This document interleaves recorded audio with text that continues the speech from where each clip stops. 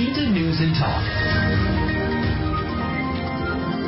Mantan Kapolda Jawa Timur Irjen Pol Teddy Minahasa terancam didakwa hukuman mati setelah ditetapkan sebagai tersangka atas penyalahgunaan narkoba. Selain Irjen Pol Teddy, terdapat 4 orang anggota Polri lain yang juga turut terlibat kasus tersebut. Dan bagaimana menyoroti kasus narkoba yang melibatkan penegak hukum ini, kita akan jumpai Ketua DPD Gram Jawa Tengah Hafidz Sungkar. Elshita News and Talk. Pak Hafidz, sebenarnya kalau melihat kasus ini, apa kemudian yang akan terjadi di tubuh kepolisian? Artinya sudah ada yang tertangkap dan tidak hanya satu, tapi juga beberapa. Ini bagaimana? Ya, Mas Junior, Assalamualaikum, selamat pagi ya untuk pendengar Radio Elshita. Jadi, perlu Mas Junior tahu, kasus ini sebenarnya bukan baru-baru ini. Gram berdiri dari tahun 99, fenomena yang mana oknum polisi ya saya katakan ya, mereka banyak yang bertransaksi jual sabu itu udah banyak gitu loh. Cuman ini yang sekarang ini puncaknya karena dilakukan oleh bintang 2. Bintang 2 Irjen TM ya yang akan dicalonkan Kapolda Jawa Timur. Nah ini baru ketahuannya, artinya memang bahwa selama ini transaksi narkoba di kalangan kepolisian ini sudah banyak terjadi. Nah ini moga-moga ini momentum untuk saatnya Presiden lewat Bapak Kapolri untuk bersih-bersih lah. Masalah narkoba ini betul-betul di tubuh kepolisian harus bersih. Memang ya, seberapa kotor Pak Hafidz? Gimana Mas? Harus bersih-bersih memang seberapa kotor? Ya, kotornya masalahnya kalau seorang oknum polisi yang mana mereka mengajarkan atau memberikan arahan untuk jauhi atau perangi narkoba, tapi dilakukan itu kan sangat tidak baik, ya kan, menyuruh masyarakat untuk menjauhi, yang menyuruh malah menggunakan, atau ini yang lebih tragis, oke lah kalau memakai aja nggak boleh Mas Junior, apalagi ini bahkan transaksi mencari keuntungan dengan menjual barang haram tersebut, seperti itu ya kan. Nah makanya ini suatu momentum, moga-moga dengan tertangkapnya Irjen TM ini jangan ada lagi pihak kepolisian yang mempraktekkan atau menjalankan bisnis haram seperti ini. Kalau melihat selama ini ya kan Abang Hafidz sendiri merupakan aktivis pegiat anti narkoba di Jawa Tengah ya. Kalau melihat sebenarnya langkah-langkah kepolisian dalam hal untuk penanganan atau pencegahan peredaran narkoba sendiri bagaimana Bang Hafidz? Ya, selama ini kepolisian dan juga BNN ya tentunya sebagai mitra kami dalam hal pemberantasan. Kalau kami kan dari Gram ini masyarakat preventif pencegahan. Jadi kepolisian dan BNN ini sebagai pihak pemberantasan sering mengungkapkan tentang adanya penangkapan yang tentang bandar-bandar narkoba ya, pengedar seperti itu gitu loh. Nah, sudah baik.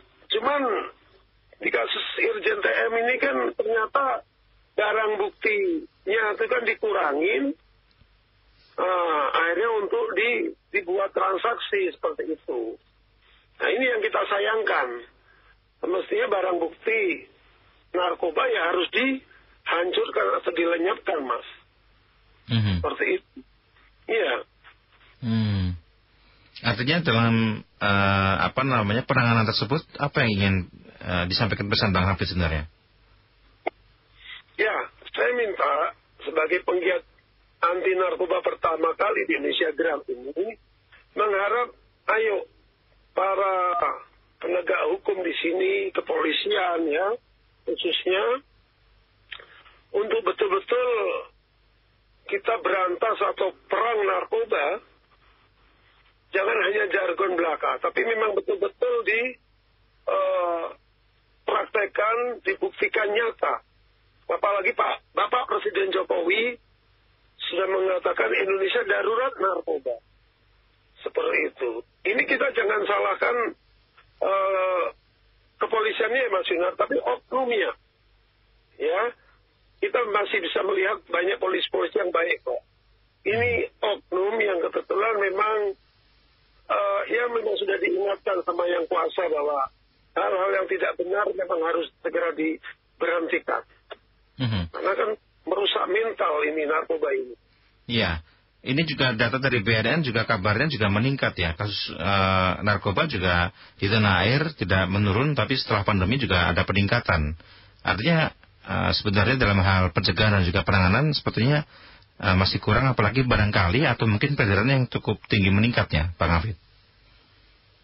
Ya, pasca pandemi aja kemarin sudah ada peningkatan Mas Yunia, karena orang banyak tidak bisa melakukan aktivitas, mereka banyak di rumah, iseng, ada banyak mengonsumsi narkoba itu sendiri. Apalagi ini pasca yang tadi dikatakan Mas Yuniar, bahwa pasca COVID juga malah makin meningkat, bukan menurun ya.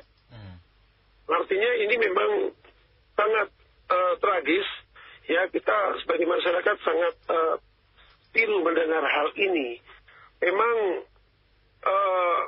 kita dari masyarakat harus bersikap berani katakan tidak pada narkoba. Makanya Gram selalu mengingatkan pada generasi muda masyarakat untuk betul-betul jauhi, untuk jangan-jangan sekali-kali mendekati atau menyentuh barang haram tersebut.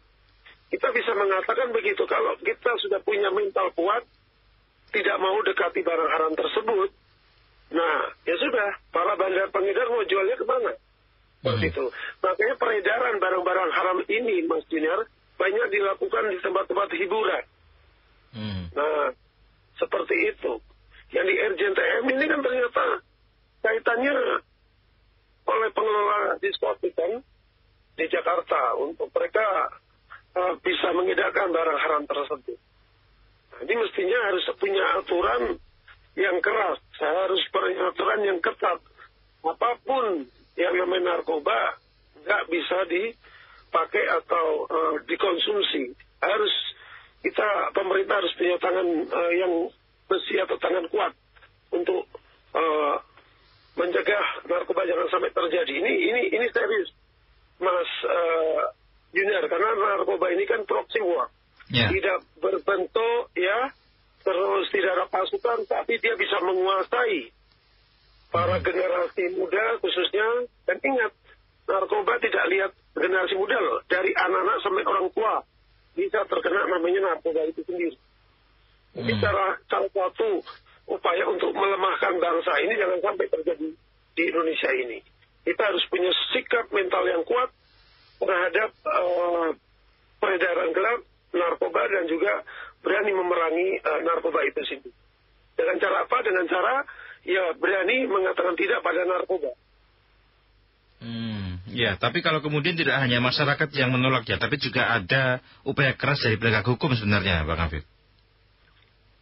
Ya, jadi saya nggak tahu ya apakah yang baru-baru ini terjadi kasus Irjen TM ini kaitannya memang dana tersebut untuk kehidupannya, untuk lifestyle-nya.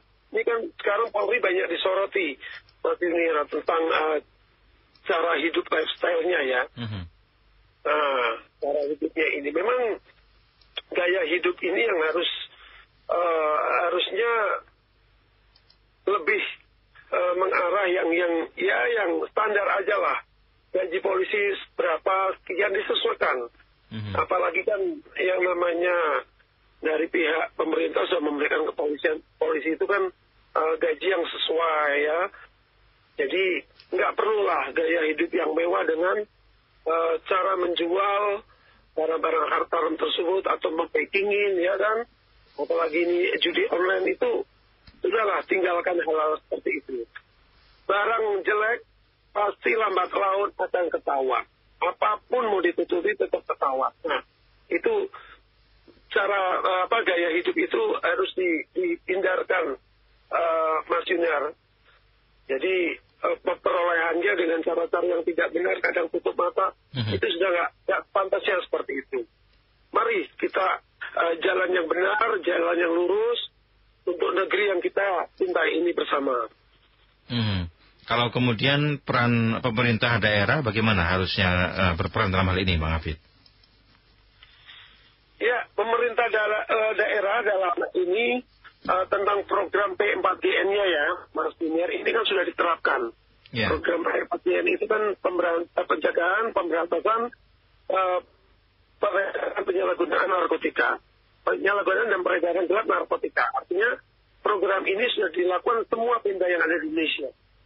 Ya, jadi mereka menerapkan kepada semua masyarakat untuk betul-betul mencegah, ya, mencegah. Makanya kan P4GN awalnya kan pencegahan, bukan di pemberantasan. Kita percuma sekarang memberantas, yang ada mereka para bandar, para pengedar dimasukkan ke penjara, ya kan, negara habis untuk menyantuni menghidupi mereka di penjara. Nah, lebih baik kan pencegahan. Jangan sampai banyak korban-korban yang timbul dari akibat tersebut. Baik. Terakhir barangkali Bang Hafid ada pesan yang mau disampaikan kepada masyarakat dan juga barangkali para pendengar kita ya.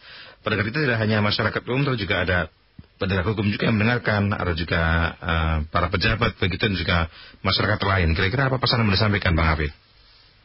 Ya, jadi harapan kita Mas Junior, ayo kita segera mengajak seluruh masyarakat Indonesia, semua lapisan masyarakat, apapun pekerjaannya, mari kita menyongsong masa depan ini dengan adanya peristiwa kemarin itu adalah sebagai warning ya, sebagai peringatan agar kedepannya masyarakat harus betul-betul jauhi tentang peredaran gelap narkotika. Karena yang namanya narkotika itu tidak baik, tidak ada untungnya, ya. Yang ada orang jadi rusak mentalnya, bisa membuat soko, overdosis, akhirnya mati sia-sia. Nah itu, jangan sampai ya generasi kita habis gara-gara seperti itu, Mas Junior. Itu aja harapan kami. Baik, terima kasih Bang Hafid sudah berbincang bersama El Sinta. Kita berharap bersama ya bahwa kemudian hal-hal serupa tidak terulang kembali dan kita semua bisa terselamatkan dari bahaya narkoba, terutama generasi muda, Bang Hafid. Selamat siang, Bang Hafid. Ya, selamat siang.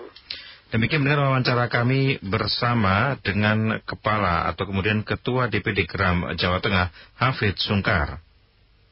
El Sinta Semarang News and Talk.